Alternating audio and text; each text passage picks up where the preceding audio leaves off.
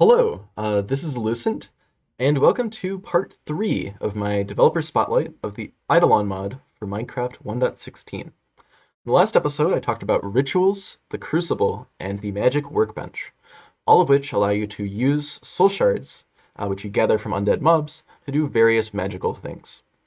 There's a lot of various progression things sort of encapsulated in these mechanics. That I didn't really go over. Like there's some materials like the shadow gem or this essence of death that are quite handy. Um, but they all sort of follow the same mechanics, so I didn't go over them explicitly. You can basically make these things either in the crucible or the magic workbench using the same methods that I talked about there. In this episode, I'm going to be talking about Theurgy, specifically how we can advance in Theurgy a little bit further than we did on our first night. We're currently limited to these basic dark prayers, which work, and they do get us some progress, but it would be nice to advance a little bit further and start actually gaining something ourselves from our theurgy and our loyalty to the Dark Lord. So, as edgy as that sounds, let's get into it. So I'm going to start by actually flying back over to the altar I made in the first video, which is right over here.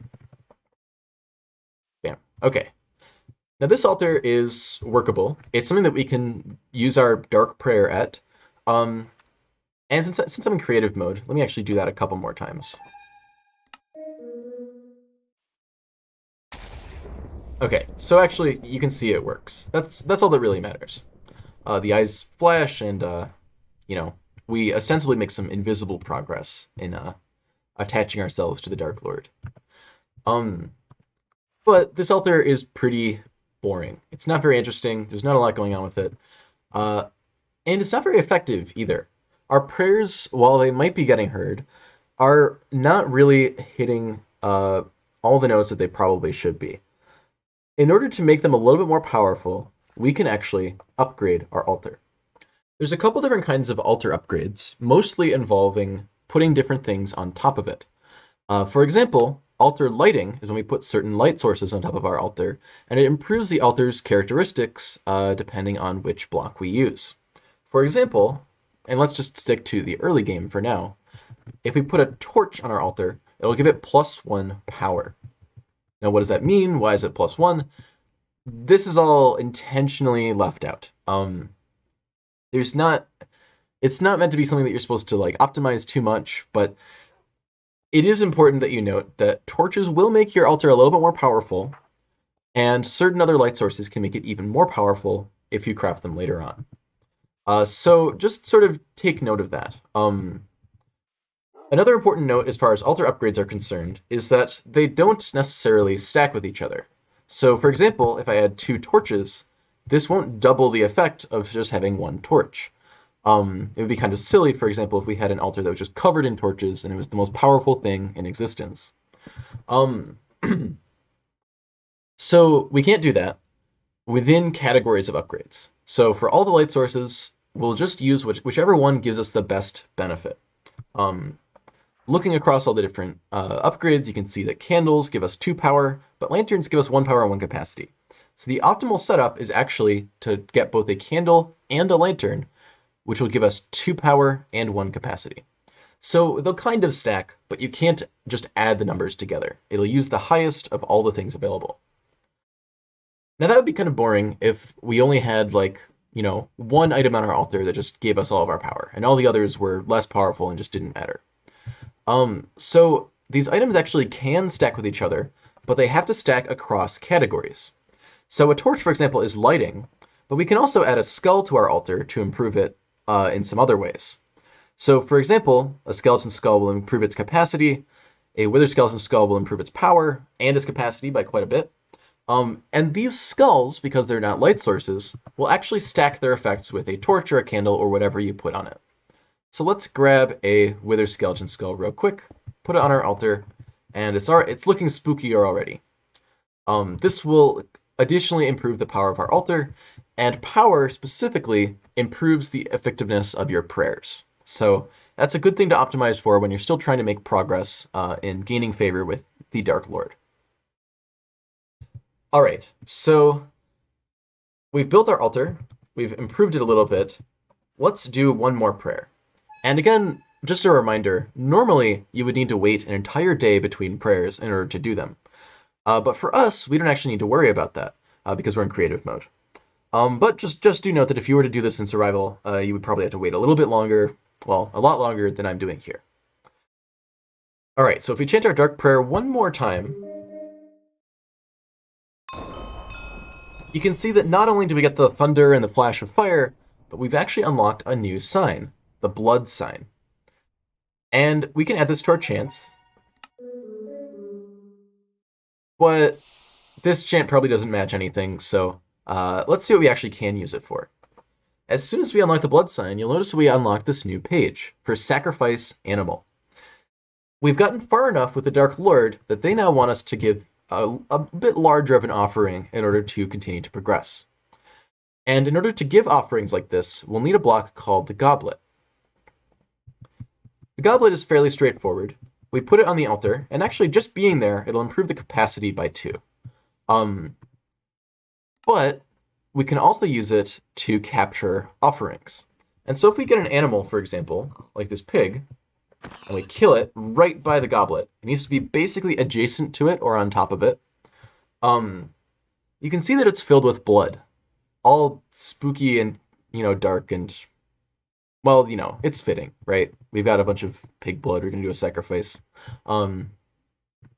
Anyway, so we've got a goblet filled with blood, and it remembers that it's pig's blood. It actually does track which entity you got the blood from.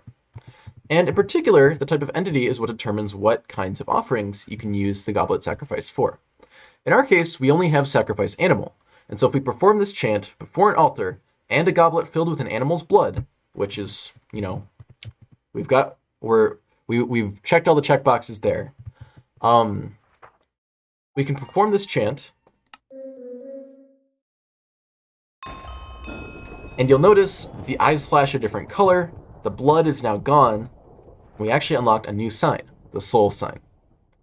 And so this is just generally how you progress. You want to pray and do offerings and sacrifices as long as you can until you start getting new knowledge. At some point, the Dark Lord will reveal to you some more secrets of how magic works. And as soon as you learn about a new ritual or a prayer or something like that, you want to do it as soon as possible. Because usually, until you do it, you won't be able to progress further. So keep that in mind as you're working with Theurgy. On the flip side, when we do learn new knowledge, it usually unlocks a number of things for us. And in our case, you can see that we've actually got 3 new pages here. The first one is actually our first useful chant. Instead of just praying, we can actually use this to cast a very minor spell in the world. This is called the Touch of Darkness. In order to use a Touch of Darkness, we need to chant this chant while looking at a certain item. And the item you'll mainly want to use this for is pewter inlay, which, like gold inlay, is just crafted with some ingots. If we toss this on the ground, we hold our book in our hand and do this chant,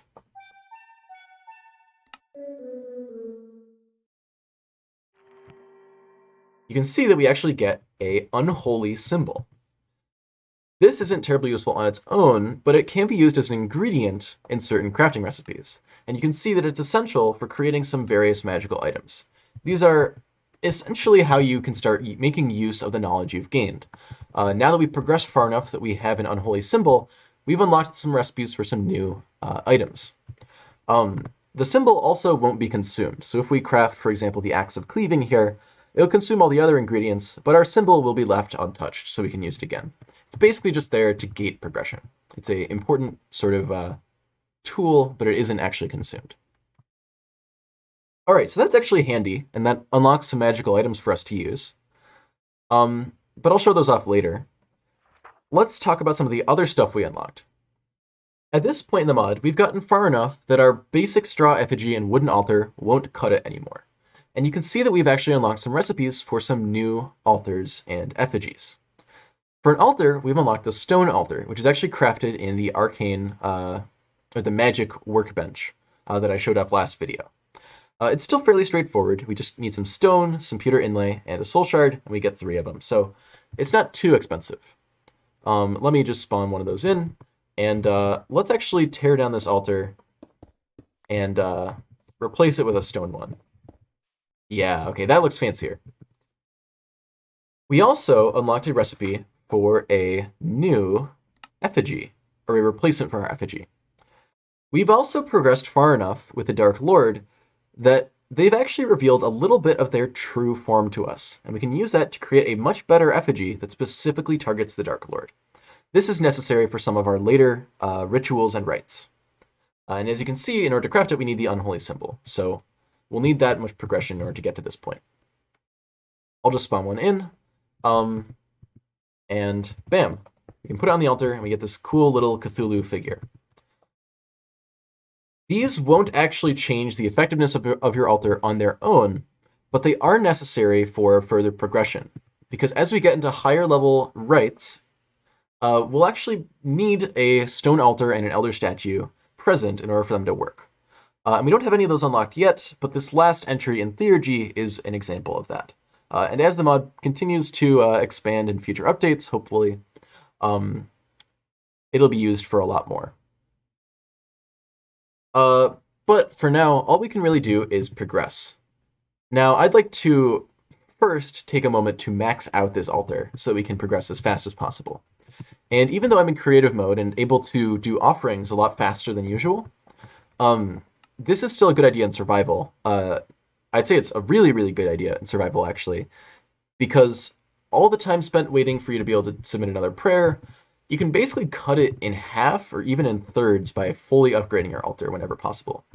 And the full list of things that will upgrade an altar is present in the book, but essentially, light a potted wither rose, and altogether, this creates a altar that is as strong as possible with the mod as it is now. So yeah, with that all set up, let's do some more Theurgy. In order to progress fastest, you'll also want to use the best prayer you have available. In this case, sacrificing is worth a lot more than a basic prayer, and so if it's possible for you to do, it's usually better to sacrifice rather than pray. So we'll do this a couple times. And you can see it doesn't really take that much, especially now that we've fully upgraded our altar. I think we'll only need to do 1 or 2 more of these. Yeah, okay. Just 1 more did it. We've sacrificed 2 pigs, and at this point we've gained enough reputation that we've actually acquired more knowledge. Learning the sacrifice villager sacrifice. A little bit redundant there, but this is the final rite currently available in the mod, and it's essentially the fastest way for you to gain reputation. And it operates basically the same as sacrificing an animal, only as the name would imply, we actually have to go all the way and sacrifice a villager instead.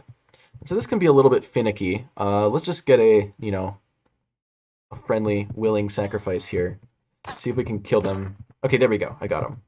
Sometimes they run away, and that just makes a mess of things. Okay, so we've got Sacrifice Villager. As you can see, we've got all the signs necessary. It's just blood, wicked, blood, soul. And if we chant it, we unlock the final sign currently in the mod, the mind sign. Again, some of this Theurgy stuff is a little bit incomplete. It'll be expanded in the future. The mind sign doesn't actually have any purposes at the moment, but it will coming in the near future. So definitely stay tuned for that. And yeah, that's basically it for Theurgy. Once we sacrifice a villager, we've reached the furthest extent of what we can do at the moment.